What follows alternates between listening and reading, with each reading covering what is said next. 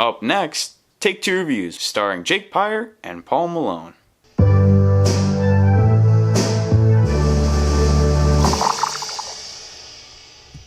Welcome to Take Two Reviews. I'm Jake Pyre. And I'm Paul Malone. And today we'll be discussing Bad Times at the El Royale. Yep. So before we get started though, spoiler alert! We're going to be talking about what we just watched, so if you're interested in that, you should see it yourself first. Who knew that a movie review channel would have some spoilers in it? But yeah, just so we're all on the same page. You're walking into this one. Yes. So I'd seen this before. This wasn't my first viewing of it, but I think it's only the second time I saw it. And it's been a while. So I definitely enjoyed it. I'd say even more the second time through. I was on my toes the whole time this movie. It was...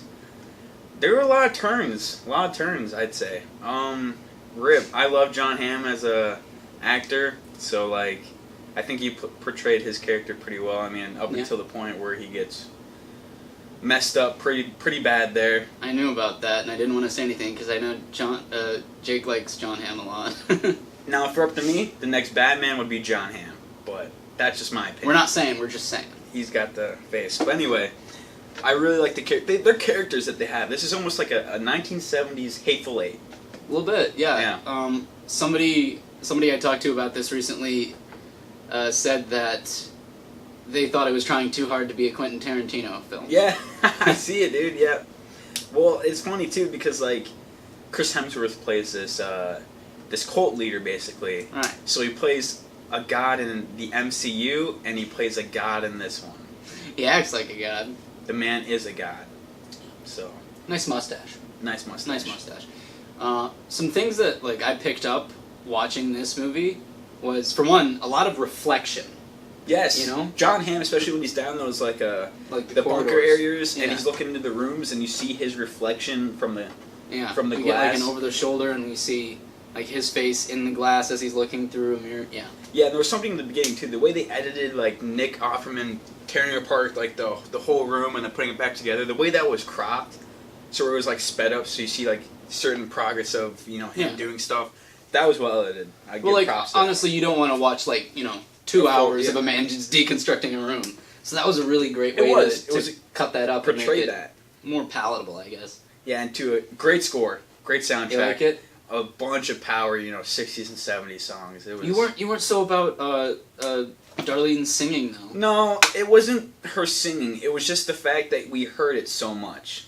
It was like, I like her singing. She's a great singer. Don't get me wrong. Yeah. But it was just like there's so many scenes where you start seeing her singing and you're like, oh, okay, she's singing again. And then I don't know. I really enjoyed it. I guess just for this is like you can really feel the soul when she's singing. There's a lot of it's like gospel music, so you can feel the soul in it. And she's maybe the only really soulful character out of all these destitute people, except maybe Miles. Yeah. He's obviously he's troubled. He's troubled. You can tell that, and that's why I really like. He's almost got like, there's something up with him, and you cannot tell. Of course, you see him, drugged out. I think they're all squirrely. You can tell they're all got. At the end, where he's like, I've killed so many people. You think at first, oh, a serial killer, because that's what it is. Drug head, whatever. Sure. A little off. Of course. Just lures but people. But then, you see that he was a Vietnam vet, as young as he was, and he wakes up full of dead bodies surrounding him. I mean, that's got to get to you. Man. Oh, that's traumatic, man. That's messed up. So, like, it almost reminded me of, like, that scene where he's, like, shooting all the people. It's almost like Bullseye from Daredevil. I just told Paul that. Yeah, I don't have that context, but it sounds like a pretty good ride. Yeah, Daredevil's a great show, and, yeah, he almost reminded me exactly of Agent Poindexter. Mm-hmm. So, I asked you about this, like, I feel that there's some sort of underlying theme or, like, idea behind all of this. And I'll tell you, tell me what you think. I'm curious. Tell me what you think about that. I think this movie, roughly, is about the idea of selling yourself. Everybody there was selling themselves for something. You know? I don't quite pick that up. I think that's where we disagree, because, like, you look at Chris Hemsworth's character, he didn't like the games. He wasn't about the games. Well, when he was running them, he was sure liking it. Well, but he doesn't like when people sell themselves. I think that was the whole point of like him saying, yeah. So that's kind of I would goes say back on what you said. I would say you're right. He stands out. He's not really trying to sell anyone anything. He's trying to defy the people selling things. He's almost like the Joker, like Agent of Chaos. Yeah, he really shakes things up in that third act there. But yeah, this is a movie I'm gonna have to sleep on, honestly, and then we'll come back and we'll discuss our overall opinions and review of this movie. So we'll see you in a couple minutes. So we just slept on Bad Times at the El Royale. Yep, and we're ready to review this thing. Let's get started. All right. Screenplay. What'd you think? Well executed, I thought. Well executed, because there was a lot of scenes that were written in where you see the same thing from a different perspective. Yeah. I think that was really well done. That has to do with a lot of, some... There were recurring lines, too. You'd hear the same line from somebody else. Yeah. What was that one line that he says? He says, you got what is glass it, some sort in of, your head? He's like, what is this, some sort of... Pervert hotel? Yeah. Like 4 characters say that. Yeah. That was great. And then there's something about glass in your head again. Yeah. Like we heard that 2 or 3 times. Yeah, so I don't know. It was pretty well. There wasn't really any big plot holes that I could point out. Pretty well put together. I'd say around like an 8. All right, I can sit with that.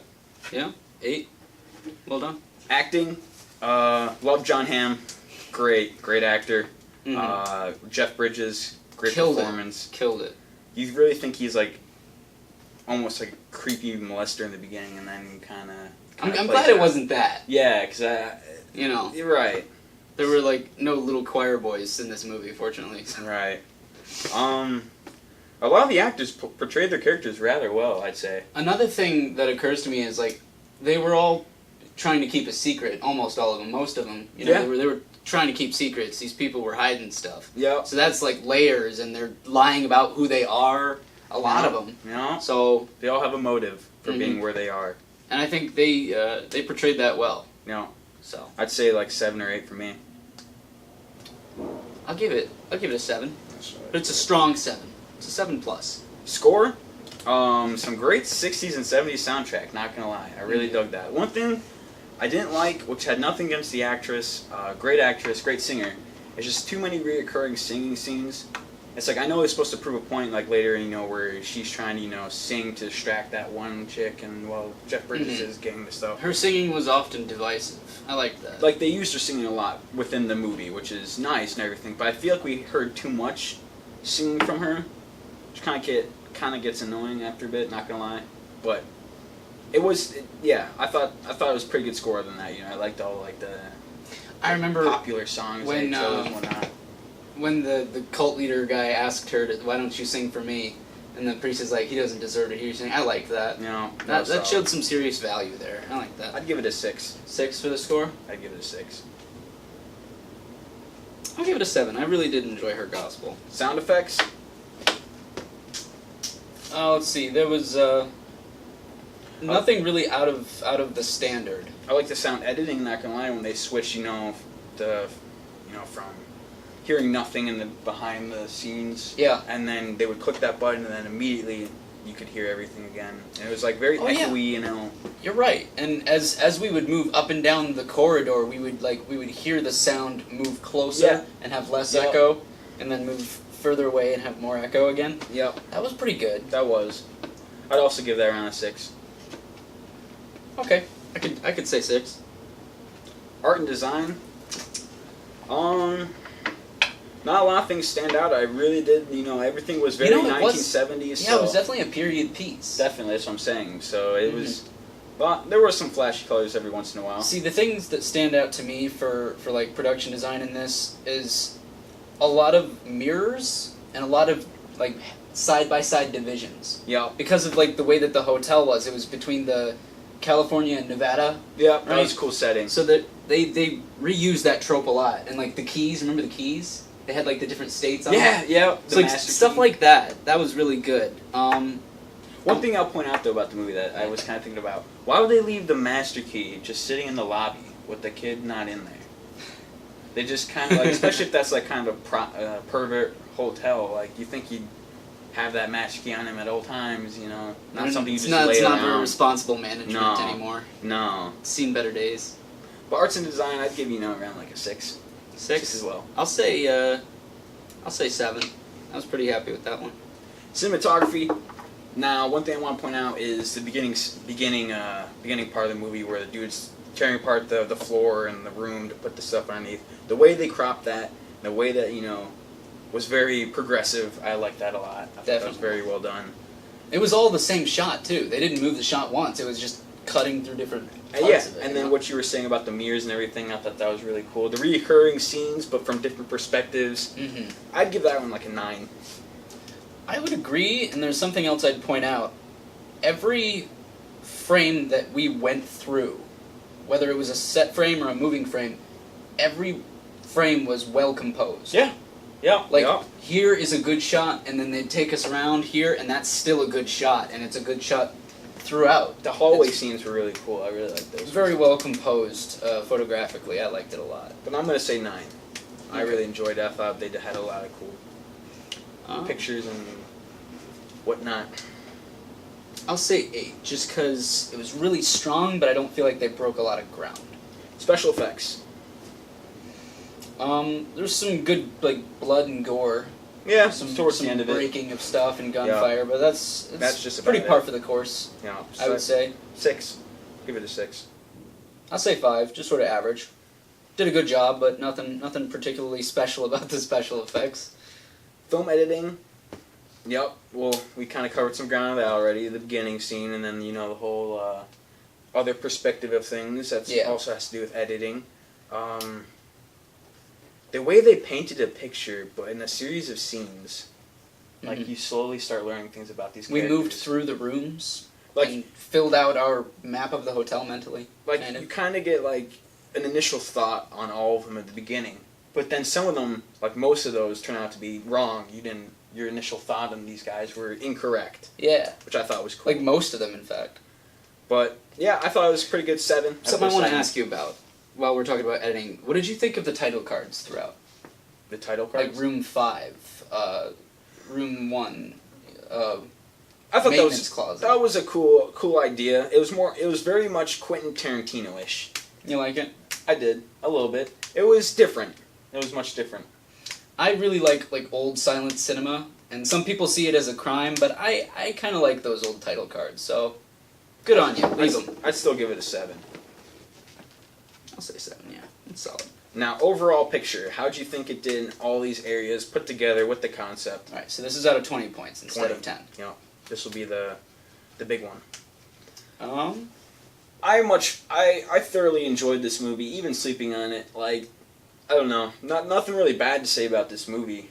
I was really happy with it. Would you go see it again? Absolutely, I bought it. I had to. Yeah, I'd see it again. I definitely would see it again. Yeah. The first time I saw it, I was just alone in the theater, taking it in all by myself. It was excellent. I'd say this deserves around at least 14 for me. 14. 14 for you? 14 sounds good for me. It's lacking some things, but overall, it was a solid picture. Agreed. Solid concept, solid follow through. For me, I'm going to say 16. 16? Yeah, this one does a lot for me. Works on a lot of levels. So for our final scores for Bad Times at the El Royale, I arrive at a 71 out of 100. And I came to the conclusion of 68 out of 100, leading us to an average of 69.5 out of 100. Not so bad altogether. No, pretty good movie, honestly. It deserves that score. Yeah, well done. Better than average. Would you recommend this movie to someone who has not seen it? Definitely, yeah. It's doing good things. You gotta check it out. Yeah. It's a Quentin Tarantino that's not directed by Quentin Tarantino. Little bit. Yeah. I hope no lawsuits take place. So I hope you guys enjoyed our review. To end our video, we got a quote for you. We're gonna need a bigger boat.